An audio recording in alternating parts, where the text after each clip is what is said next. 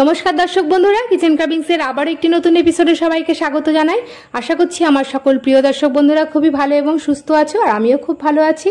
তাহলে চলো শুরু করা যাক আজকের রেসিপি। আজকে আমার রেসিপি হলো সম্পূর্ণ নিরামিষ পনির ক্যাপসিকামের একটা রেসিপি। এটি লুচি, পরোটা, ফ্রাইড রাইস, পোলাও, তাছাড়া সাদা ভাতের সাথেও খুবই ভালো লাগবে। আশা করছি রেসিপিটি ভালো লাগবে। ভালো লাগলে লাইক, কমেন্ট, শেয়ার করার অনুরোধ থাকলো। পাশে থাকা বেল আইকনটি প্রেস করে সঙ্গে থাকবে। এর জন্য আমি 250 গ্রাম পনির নিয়ে নিচ্ছি, আর একটা টমেটো কুচি, আদা কুচি, ক্যাপসিকাম, আর নিয়ে নিচ্ছি কাঁচা লঙ্কা। এবার আমি একটা মশলা এর জন্য রেডি করে নেব। কাপের মধ্যে দিয়ে দিচ্ছি 1 চা চামচ জিরের গুঁড়ো, 1 চা চামচ ধনের গুঁড়ো, 1 চা চামচ হলুদ গুঁড়ো, আর দিয়ে দিচ্ছি একটু কাশ্মীরি লঙ্কার গুঁড়ো আর একটু নর্মাল লঙ্কার গুঁড়ো। এবার জল দিয়ে আমি মশলাটাকে নেড়েচেড়ে একটু রেডি করে নিচ্ছি। এই মশলাটা আমার রেডি হয়ে গেছে। এবার আমি আরেকটা মশলা রেডি করে নিচ্ছি। এবার আমি কেটে রাখা টমেটোর টুকরোগুলো দিয়ে দিচ্ছি, আর দিয়ে দিচ্ছি একটু আদা কুচি, আর দিয়ে দেবো 2টো কাঁচা লঙ্কা। এবার আমি জল দিয়ে মশলাটাকে ব্লেন্ড করে নিচ্ছি। মশলাটা ব্লেন্ড হয়ে গেছে। এই মশলাটাও আমার রেডি হয়ে গেছে। আর একটা দারুণ স্বাদের একটা মশলা আমি রেডি করছি।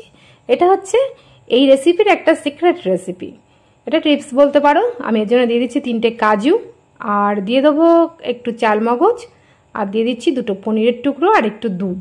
এটা দিলে এই রেসিপিটার দারুণ একটা স্বাদ আসে।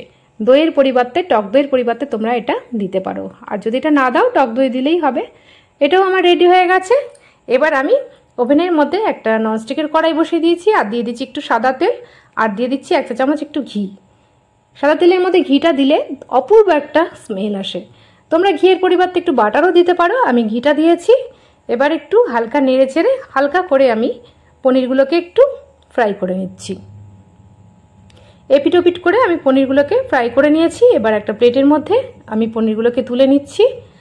আর এই তেলের মধ্যে আমি দিয়ে দেবো ফোড়নে একটু গোটা সাদা জিরে দিয়ে দিচ্ছি, আর দিয়ে দিচ্ছি একটা তেজপাতা আর একটু গোটা গরম মশলা। এটাকে একটা ফ্লেভার আসা পর্যন্ত একটু নেড়ে চেড়ে নিয়েছি। আর রেডি করে রাখা ধনের গুঁড়ো, জিরের গুঁড়ো আর লঙ্কার গুঁড়ো দিয়ে যে পেস্টটা আমি রেডি করেছিলাম সেটা দিয়ে 2 থেকে 3 মিনিট একটু নেড়ে চেড়ে নিচ্ছি। আর টমেটো, আদা আর কাঁচা লঙ্কা দিয়ে যে পেস্টটা আমি রেডি করেছিলাম সেটাকে দিয়ে আমি 2 থেকে 3 মিনিট একটু কষিয়ে নিচ্ছি। একটু হালকা তেল ছেড়েছে। এবার আমি দিয়ে দেবো একটু স্বাদ মতন ওপর থেকে লবণ। তারপরে আমি 2 থেকে 3 মিনিট একটু নেড়ে নিচ্ছি। এবার আমি কেটে রাখা ক্যাপসিকামটাকে দিয়ে আমি একটু কষিয়ে নিচ্ছি। 3-4 মিনিট আমি একটু কষিয়ে নেব। এটা একটু কষানো হয়ে গেছে, একটু হালকা তেল ছেড়েছে। এখন আমি ওপর থেকে দিয়ে দিচ্ছি 3-4টে চেরা কাঁচা লঙ্কা। তারপরে একসঙ্গে আমি এটাকে একটু ক্যাপসিকামের সঙ্গে নেড়ে চেড়ে নিচ্ছি। এবার আমি 5 মিনিটের জন্য ঢাকনা দিয়ে দিচ্ছি। 5 মিনিট পর ঢাকনা খুলে নিয়েছি। দেখো মশলা থেকে তেল ছেড়ে দিয়েছে, ক্যাপসিকামগুলো হালকা সেদ্ধও হয়ে গেছে। এবার আমি বাটি ধোয়া জলটা দিয়ে দিয়েছি মশলার। তারপরে আমি একটু ভালো করে একটু নেড়ে চেড়ে দিচ্ছি। এটা নাড়াচাড়া হয়ে গেছে। এবার আমি যেই পনির আর কাজু আর চালমগজ দিয়ে যে পেস্টটা আমি বানিয়েছিলাম দুধ দিয়ে, সেটাকে দিয়ে আমি আর একটু কষিয়ে নিচ্ছি। এটাও আমি 3 থেকে 4 মিনিট একটু কষিয়ে নেবো। দারুণ কালারটা এসেছে, একটা ফ্লেভারটাও খুব সুন্দর এসেছে। তোমরা এটা অবশ্যই এই রেসিপিটাতে ট্রাই করবে। এবার আমি মিক্সি ধোয়া জলটা দিয়ে দিচ্ছি একটু স্বাদ মতন চিনি। নুন ঝাল মিষ্টি ব্যালেন্সের জন্য আমি একটু চিনি দিয়ে দিলাম। তোমরা চাইলে এটাকে স্কিপ করতে পারো। তারপরে ভেজে রাখা পনিরের টুকরোগুলোকে দিয়ে আমি এটাকে ভালো করে একটু নেড়ে চেড়ে নিচ্ছি। আর 5 থেকে 7 মিনিটের জন্য আমি ঢাকনা দিয়ে দিলাম।